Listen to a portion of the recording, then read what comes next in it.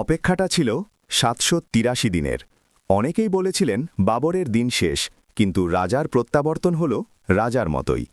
করাচির মাঠে কোয়েটা গ্ল্যাডিয়েটার্সের বোলারদের নিয়ে স্রেফ ছেলে খেলা করলেন বাবর আজম।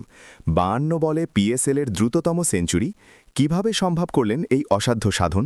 চলুন দেখে নেওয়া যাক আজকের ভিডিওতে। রোববার করাচি স্টেডিয়ামে বাবর আজম যখন মাঠে নামেন, তখন তার ব্যাটে ছিল রানের ক্ষুধা। ইনিংসের শুরু থেকেই ছিলেন বিধ্বংসী মেজাজ। ২০ ওভার ক্রিজে থেকে ইনিংসের শেষ বলে যখন মাইলফলক ছুলেন, গ্যালারিতে তখন গগনবিদারী গর্জন।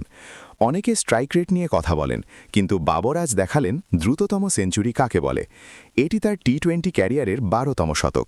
এর মাধ্যমে তিনি টপকে গেলেন ডেভিড ওয়ার্নারকে।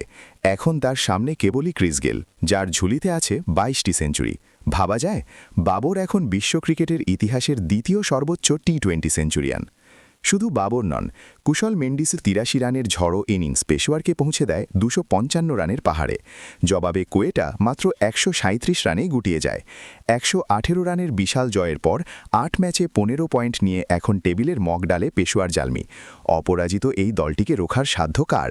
আপনার কি মনে হয়, বাবর কি পারবেন ক্রিস গেলের ২২ সেঞ্চুরির রেকর্ড ভাঙতে? কমেন্ট করে আমাদের জানান। ভিডিওটি ভালো লাগলে লাইক দিন এবং আমাদের চ্যানেলে নতুন হলে সাবস্ক্রাইব করতে ভুলবেন না।